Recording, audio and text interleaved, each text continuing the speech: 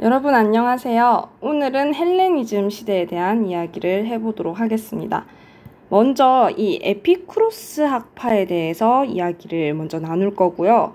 그리고 그 다음으로 스토아 학파를 이야기를 해보겠습니다. 일단 시기대적 배경은 둘 다 헬레니즘 시대라는 걸 기억을 하셔야 되고요. 그리고 에피쿠로스는 쾌락주의, 그리고 스토아 학파의 경우는 이성주의다라는 거 기억하고 우리가 이 내용을 살펴보면 조금 더 한눈에 살펴보기 쉬울 것 같습니다. 자, 먼저 그러면 에피쿠로스 학파 만나러 가보도록 하겠습니다. 자, 먼저 첫 번째 주제인 에피쿠로스 학파의 경우는요, 딱 한 가지 기억해야 되는 키워드가 그렇죠, 쾌락주의라는 점이죠. 자, 그러면 당연히 여기에서 쾌락이라는 용어는 꼭 여러분들이 기억을 하고 넘어가셔야 됩니다. 자, 쾌락주의, 에피쿠로스 학파. 자, 그리고 이 쾌락이라는 개념이 우리 에피쿠로스 이전의 시대에도 중요하게 생각했던 이제 가치관이기도 했어요. 그런데 그 전 시대에는 이제 대표적으로 키레네 학파라는 친구들이 이제 육체적인 쾌락, 감각적인 쾌락을 되게 중요하게 생각을 했거든요. 근데 수업 시간에도 이야기했다시피 여러분들 밥을 먹으면 그게 지나치게 먹으면 오히려 그게 배탈이 날 수도 있고 살이 찔 수도 있고, 그리고 그런 쾌락이 도를 지나치면 고통으로 다가온다는 쾌락주의의 역설을 이야기를 했습니다. 쾌락의 역설을 이야기를 했단 말이에요. 자, 그래서 그 쾌락의 역설에 대한 이제 인식을 이 에피쿠로스 학파는 했습니다. 그래서 이 에피쿠로스 학파의 경우는 그런 육체적, 감각적 쾌락이 아닌 정신적 쾌락이고, 그리고 보다 소극적인, 즉 쾌락을 적극적으로 얻고자 하는 게 아니라 고통을 줄여나가고자 하는 소극적 쾌락을 추구했다는 걸 꼭 기억하셔야 됩니다. 즉 쾌락은 고통의 부재와 같은 말이에요. 모든 고통을 없앤 게 얘네들한테는 쾌락이라고 보시면 됩니다. 매우 소극적인 태도로 쾌락을 추구한다라고 생각하시면 됩니다. 자, 그리고 이 친구들은 기승전 쾌락, 모든 것들을 쾌락으로 설명하려고 했기 때문에 쾌락이 바로 최고선, 선이라는 것은 굿, 좋은 거죠. 최고로 좋은 거다라고 얘기를 하고요. 그리고 이런 최고로 좋은 게 바로 우리 인간의 행복이다라고 설명을 합니다. 자, 그럼 이제 이 에피쿠로스 학파의 첫 번째 걸음, 그리고 수능 문제나 여러분들 시험을 대비하기 위해서 알아줘야 하는 첫 번째 포인트가 뭐냐? 바로 이 고통과 관련된 주제입니다. 자, 여러분들 고통은 도대체 왜 생길까요? 그런 물음에서 이 에피쿠로스 학파가 탐구를 시작합니다. 자, 고통의 원인으로서 이 친구들은 바로 욕구를 예시로 듭니다. 자, 욕구는 종류가 있어요. 또 이 친구들이 욕구를 세 가지로 이제 분류를 하거든요. 자, 이 욕구가 뭐냐? 식욕과 성욕과 명예욕으로 나뉜다라고 이야기를 했는데, 자, 근데 이 욕구들의 특징을 이제 분석을 해볼 거예요. 얘네들이 태어날 때부터 자연적으로 우리가 가지고 있었던 것이냐, 그리고 우리가 이게 없으면 죽느냐 안 죽느냐, 즉 필수적이냐 필수적이지 않느냐라는 질문을 던져보도록 할 건데요. 자, 먼저 찬찬히 한번 살펴보겠습니다. 식욕, 여러분들 밥을 안 먹으면 당연히 죽죠. 그리고 우리 태어날 때부터 가지고 있는 거 맞습니다. 즉 태어날 때 가지고 있는 자연적인 거 맞고요. 그리고 우리가 굶으면 죽는다, 필수적입니다. 자, 그에 반해서 우리 성욕을 한번 살펴볼까요? 성욕의 경우는 우리가 태어날 때부터 가지고 있는 거 맞습니다. 자, 근데 뭐 성욕을 충족을 안 시키면 죽을까요? 아니에요. 우리 죽지 않습니다.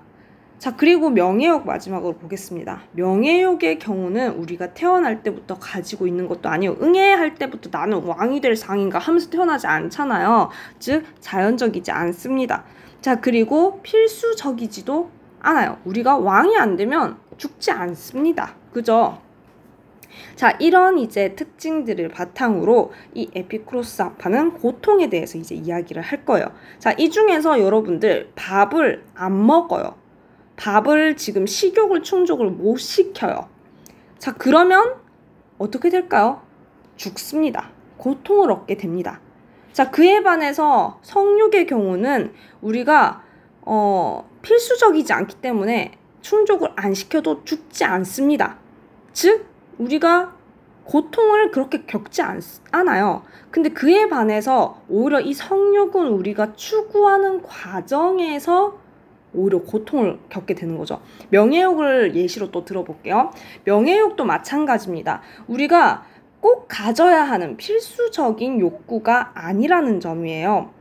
예를 들면 내가 왕이 안 되어도 살 수 있거든요. 고통받지 않습니다. 왕이 안 되어도 괜찮아요. 근데 오히려 왕이 되고 싶다는 욕심을 부리는 순간 우리에게 고통이 되는 겁니다.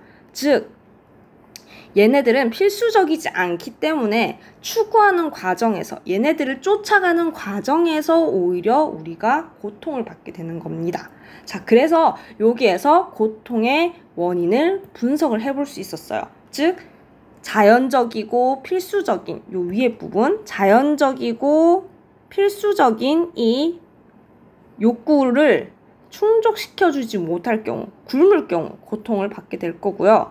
그리고 성욕과 명예욕의 경우는 필수적이지 않은 것이기 때문에 오히려 얘네들은 안 추구해도 되는데 오히려 충족하는 과정 중에서 우리에게 고통을 주게 되는 겁니다. 자, 그러면 이제 이 고통이라는 용어를 우리가 왜 알았느냐? 쾌락을 얻기 위해서 이 주제를 살펴보고 있었던 거잖아요. 자, 그래서 이 고통의 반대말이 뭐죠? 바로 고통의 부재, 바로 쾌락입니다. 자, 쾌락에 대한 이제 이야기를 정리를 한번 해보도록 할 겁니다. 즉, 쾌락이란 말은 한 번 더 정리를 해드릴게요. 한 번 더 동어 반복이긴 하지만 써드릴게요. 고통이 없는 겁니다. 쾌락이란. 자, 그러면 이 고통이 없는 쾌락의 경지를 이 욕구를 바탕으로 한번 설명을 해보도록 하겠습니다. 자, 옆으로 넘어가서,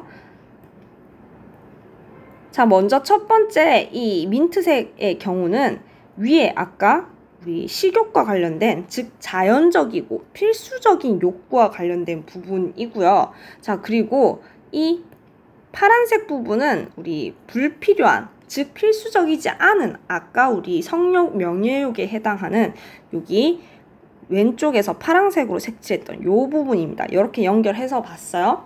자, 그럼 쾌락을 얻기 위해서는 이 욕구들을 어떻게 해야 되느냐? 자, 쾌락을 얻기 위해서는 자연적이고 필수적인 욕구는 안 주면 죽습니다. 안 먹으면 죽어요. 그래서 최소한으로 충족을 시켜줘야 되겠죠. 최소한, 많이도 아닙니다. 최소한, 오죽했으면 이 에피쿠로스 학파의 경우는 나에게 이제 아주 자그마한 이제 치즈 조각, 아주 자그마한 빵 조각만 있어도 행복할 수 있다라고 얘기를 했어요.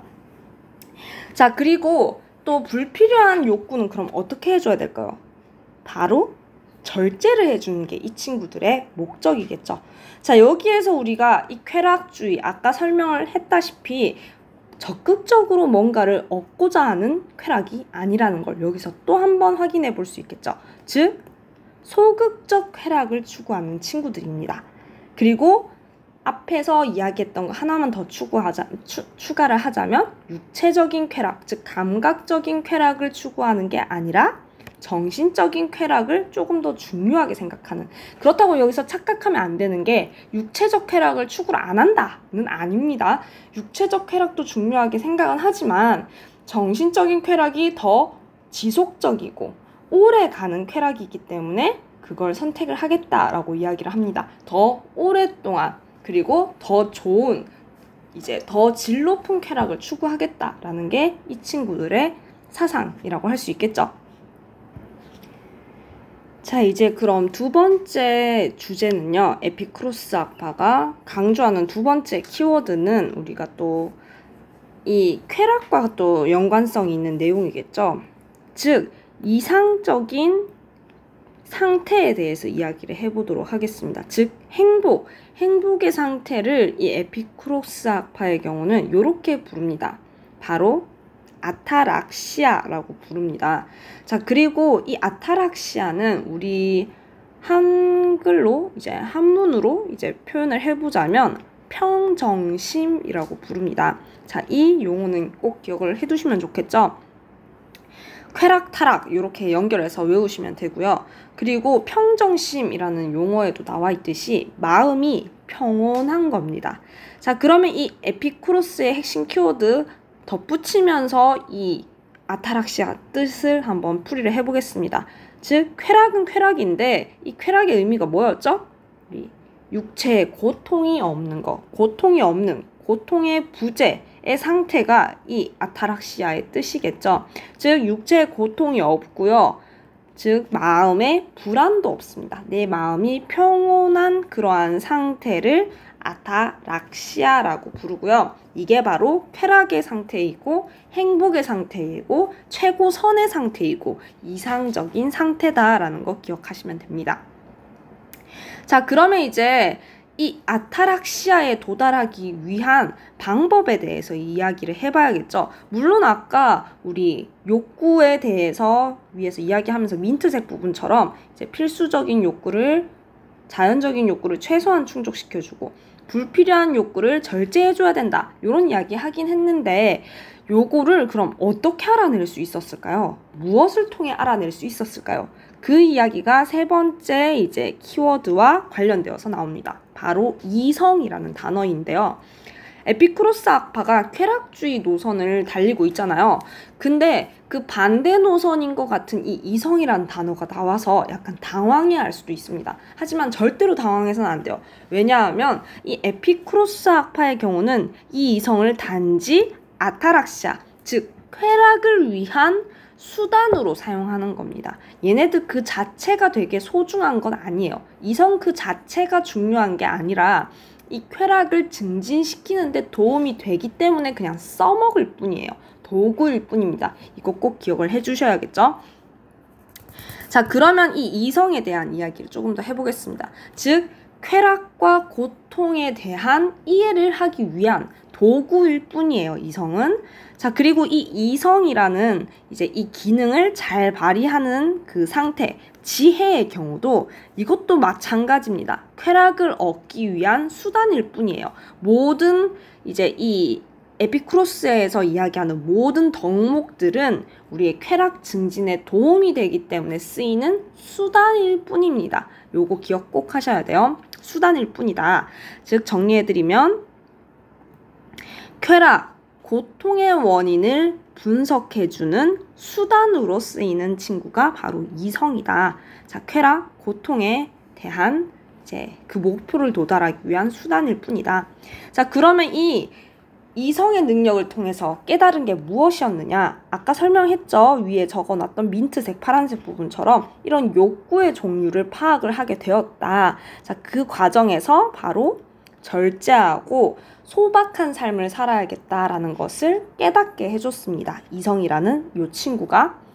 자, 그리고 두 번째, 이 에피쿠로스 학파는 나름대로의 본인들의 세계관, 우주관을 만들어냈어요. 모든 사물들, 모든 우주의 원리를 이제 설명을 하는데 그걸 유물론의 입장에서 펼쳐나갑니다. 원자론의 입장에서 이제 설명을 하는데, 자, 모든 사물은 다 원자로 이루어졌어요. 그리고 태초도 다 원자들이 다 이제 따로따로 이렇게 있었단 말이죠.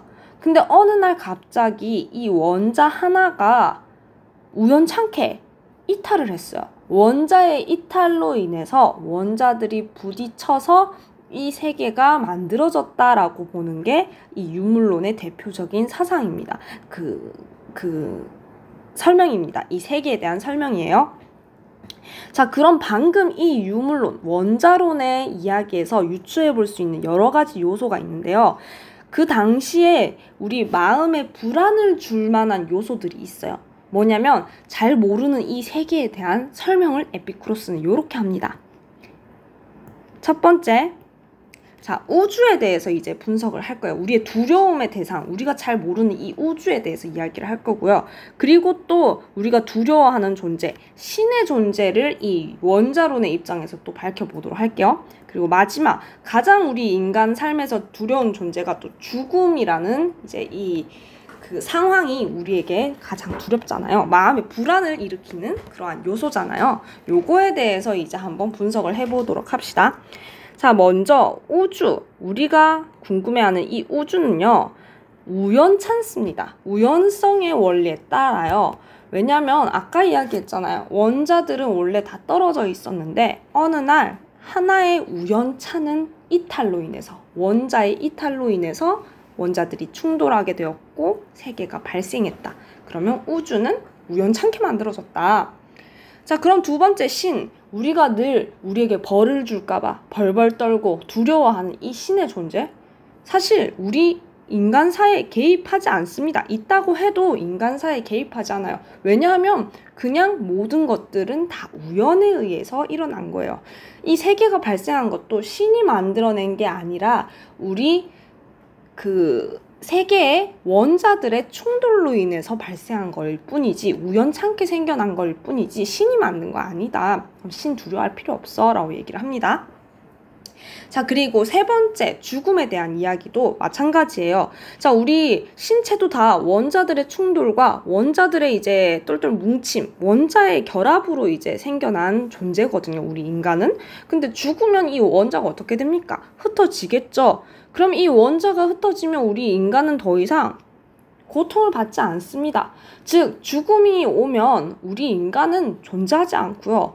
그리고 우리가 존재하면 죽음은 또 없는 거예요.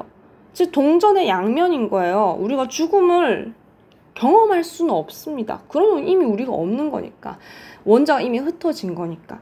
자, 이렇게 설명을 하면서 죽음도 우리가 두려워할 대상이 아니다라고 설명을 합니다. 자, 여기에서 우리가 기억할 포인트는 첫 번째, 이제 우리 이 세계는 우연성에 따른다. 요거 핵심적으로 기억해 두시면 좋겠죠. 나머지도 한번 이해해 두고 넘어가시면 될 것 같고요. 자, 이제 마지막입니다. 마지막 요소는 이제 정의, 우정의 덕에 대해서 이야기를 할 겁니다. 자, 덕이잖아, 덕. 덕과 관련된 내용이니까 다 모든 덕목들은 다 쾌락을 위해서 추구하는 것들이라는 거 기억을 하시고요. 자, 먼저 이 사회생활에 대한 이야기를 먼저 합니다. 이 에피쿠로스 학파의 경우는 우리 전쟁 이후 시대잖아요. 그래서 사람들이 막 모여가지고 사회 집단 생활하는 거에 대해서 약간 좀 환멸감을 느꼈나 봐요. 그래서 이 친구들은 작은 공동체 속, 즉 혼자 살라고는 얘기는 안 합니다. 작은 공동체에서 살고, 그리고 은둔하면, 여기서 포인트는 은둔하는 거예요. 내가 나서서 뭔가를 하지 않습니다. 자, 은둔하면서 아주 작은 규모의 마음 맞는 친구들만 모여서 대화 나누면서 우정을 나누고요. 그리고 정의롭게 살아가면 된다. 근데 여기에서 포인트는 정의가 그 자체가 목적은 아닙니다. 정의는 단지 쾌락을 얻기 위한 수단일 뿐이다. 요거까지 기억해 두시면 완벽하게 에피쿠로스를 이해한 거라고 볼 수 있습니다.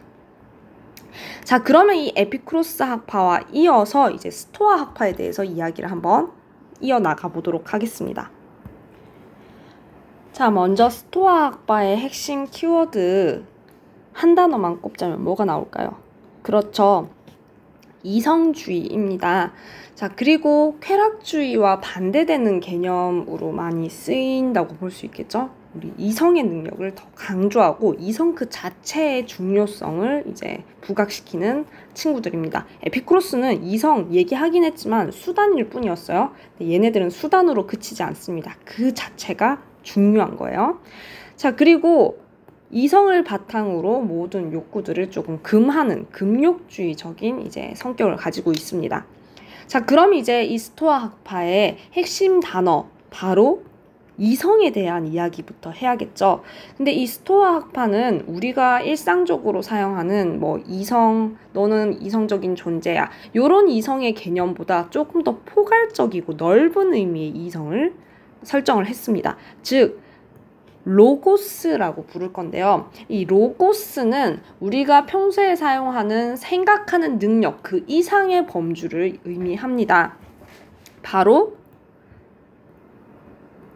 자연을 의미하고요. 자연 그 자체, 이성은 이 모든 이 자연 그 자체, 우주 그리고 신 그 자체를 의미한다고 볼 수 있습니다.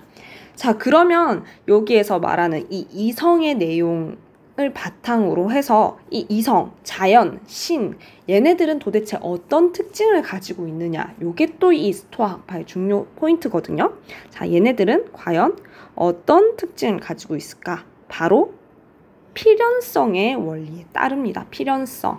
자, 모든 것들은 다 운명이 있다. 운명 지어져 있다라고 이야기를 해요.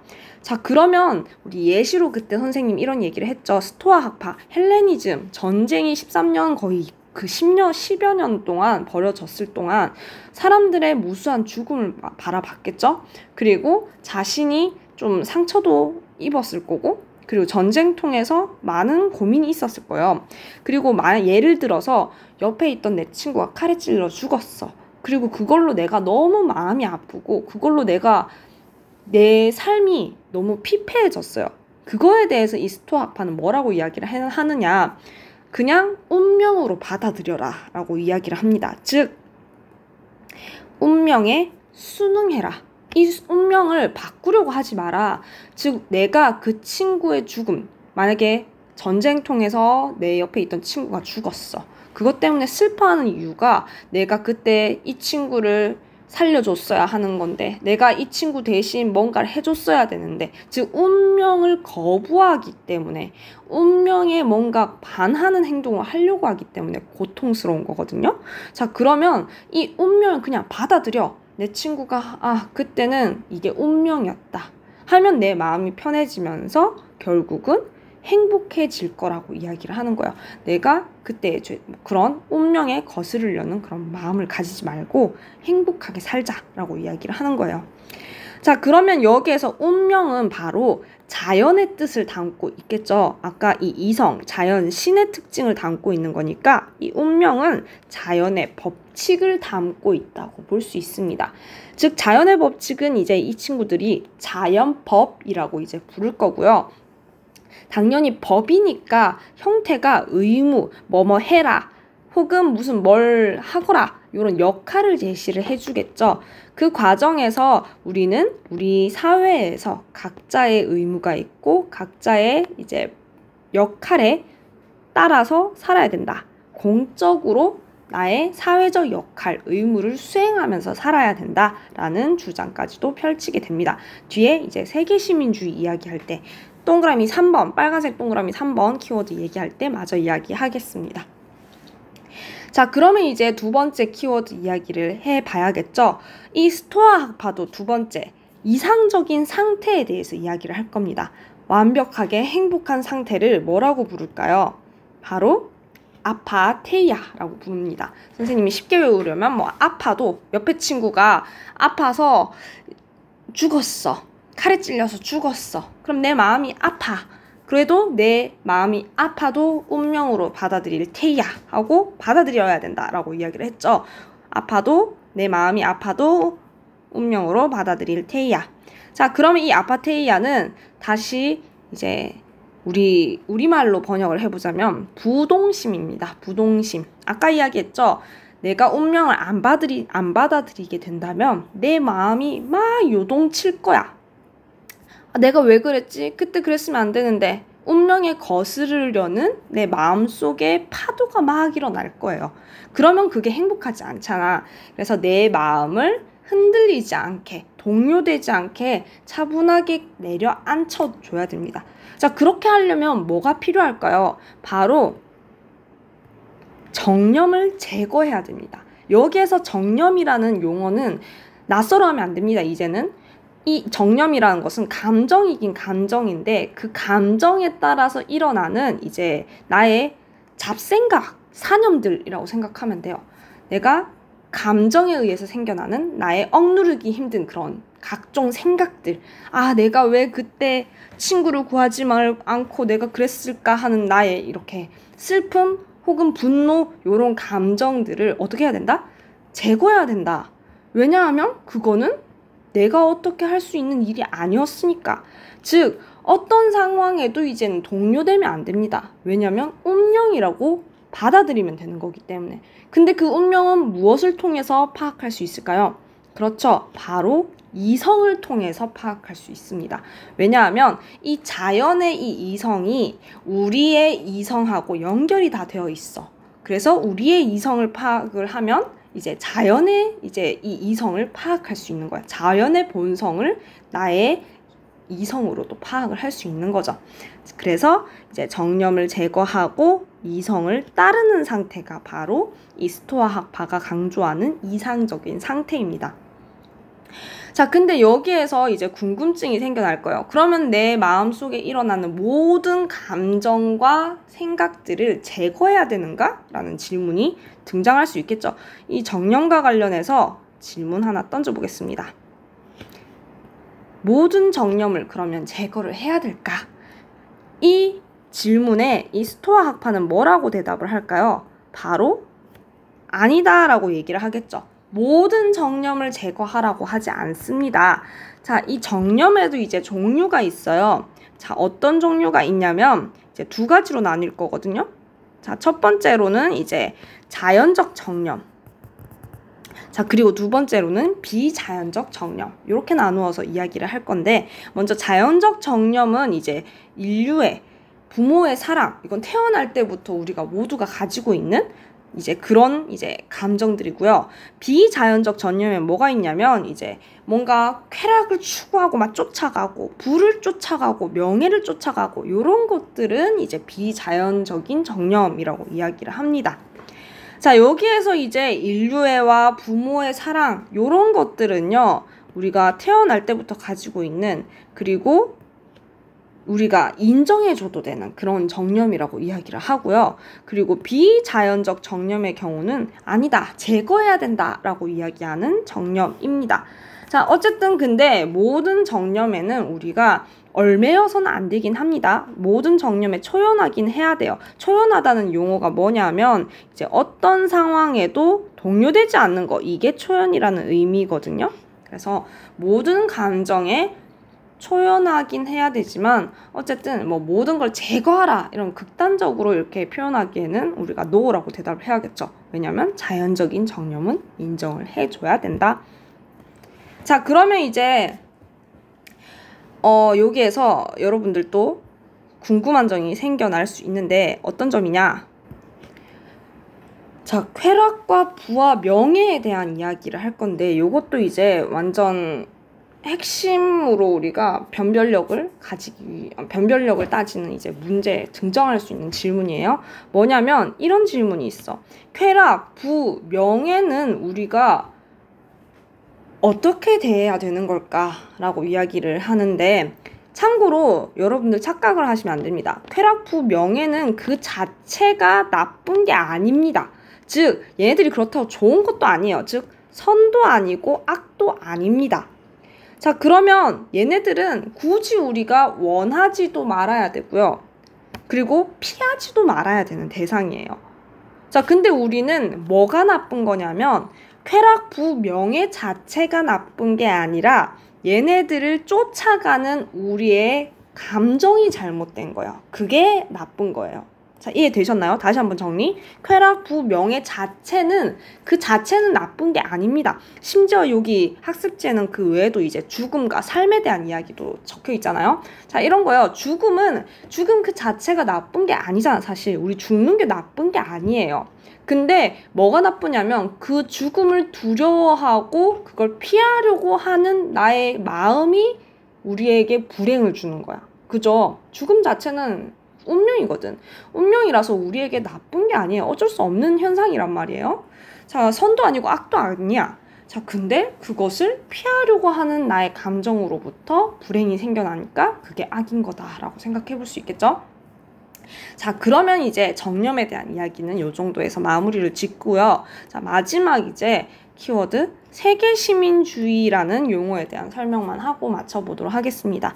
자, 일단 이 헬레니즘 스토아 학파의 경우는요, 우리 에피쿠로스 학파와 비교되게 공적인 삶, 세계 속의 시민으로 살기를 원합니다. 근데 그거의 핵심적인 그 시작점이 뭐냐면 바로 인간의 이성의 능력에서 시작을 합니다. 자, 그러면 이 이성의 능력은 인간이라면 누구나 가지고 있기 때문에 평등해요. 평등. 자, 그리고 이 이성의 능력으로 우리가 무엇을 파악할 수 있었죠?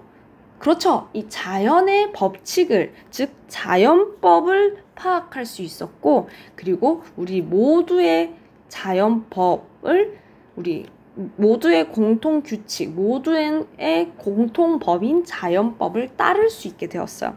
자, 그러면 우리는 인류의 인간으로서 모두가 하나의 세계에 살 수 있는 존재다라는 것을 파악하게 된 거죠.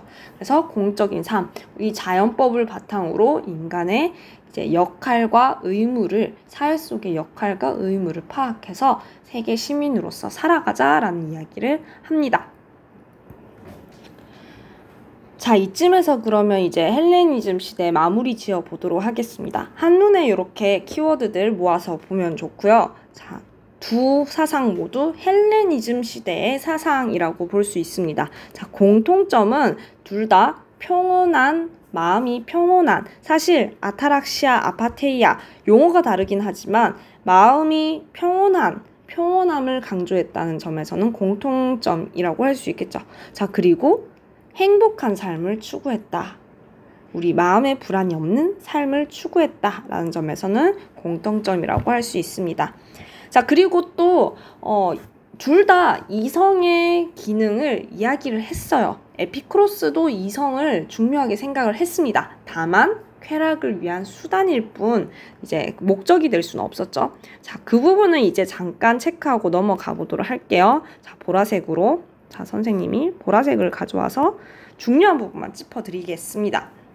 비교점만 짚어드릴게요. 중요한 거는 지금 제일 중요한 부분은 빨간색으로 이렇게 줄을 그어놨고요. 그리고 그 다음 핵심 키워드들은 이제 노란색으로 체크를 해놨고요. 자, 그리고 중요한 건 반드시 꼭 학습지 내용을 더 꼼꼼하게 읽어보시고, 지금 이거는 핵심 키워드만 뽑아놨다는 점, 그리고 또 이 내용을 다 암기를 하고 이해가 됐으면 반드시 선생님이 나눠드린 학습지의 수능 기출 문제를 꼭 풀어봐야 된다는 점 기억하시고요. 자, 그럼 비교점만 지금 짚어드리고 끝내겠습니다. 자, 일단 이 세계를 바라보는 관점이 이 에피쿠로스 학파는 원자론이었죠. 자, 모든 것은 우연이다 라고 이야기를 했고, 그에 반해서 스토아 학파는 운명이다 라고 얘기를 했습니다. 자, 그리고 이제 이 에피쿠로스 학파는 대표적인 쾌락주의자들이고요. 그리고 스토아 학파는 이성주의자라고 할 수 있습니다. 자, 그리고 이상적인 상태는 에피쿠로스 학파의 경우는 이제 아타락시아라고 해서 이제 이걸 외울 때 헷갈리면 안 되는 게, 얘는 쿠로스, 쾌락주의, 키읔, 에피쿠로스, 쾌락주의 이렇게 외우시고요. 그리고 쾌락, 타락, 락자, 돌림이네. 쾌락, 타락 이렇게 기억을 하시면서 이렇게 연결하면서 공부를 하시면 좋겠죠. 그리고 마음이 평온한 정적인 마음, 평정심을 강조했다. 그에 반해서 스토아 학파의 경우는 아파도 운명으로 받아들일 테이아라고 하는 아파테이아, 즉 부동심을 강조를 했다. 요거 기억을 하시고 이 두 개의 의미 차이도 파악을 하셔야겠죠. 내용 결과물은 비슷해. 마음을 평온하게 하자. 근데 그 과정이 달랐어요. 아타락시아는 고통을 없애고 마음에 불안이 없는, 즉 소극적 쾌락의 상태인 거고, 자, 아파테이아의 경우는 정념을 제거해서 이성을 따르는 상태였습니다. 요거 차이점 기억을 해두셔야 됩니다. 자, 그리고 얘네들이 추구하는 사회생활의 모습은요, 아까 우리 에피쿠로스 학파의 경우는 은둔하면서 소극적으로 삶을 살아갑니다. 쾌락도 소극적으로 추구했는데 삶도 소극적이야. 작은 공동체에서 살아요. 그에 반해서 이 스토아 학파의 경우는 공적인, 모두가 함께 사회 속에서 세계 시민으로서 살아가는 거 중요하게 생각을 했습니다. 자, 그리고 또 찾아보아야 되는 이제 비교점이 둘 다 이성을 중요하게 생각을 하긴 했다. 하지만 에피쿠로스는 이성을 수단으로만 여겼다. 스토아는 이성 그 자체가 매우 중요한 이런 개념을, 성격을 띠고 있다. 기억을 하시면 되겠죠. 자, 요 정도로 이제 기억해 두시고 여러분들 공부를 하시면 이번 이제 중간고사도 모두들 잘 칠 수 있을 거라고 쌤은 믿습니다. 자, 생각보다 오늘 조금 길었네요. 34분 동안 내용을 한번 찬찬히 살펴보시고 머릿속에 다시 정리하시고 꼭 수능 문제를 풀어보고 시험에 임하기 바랍니다. 오늘도 수고하셨습니다.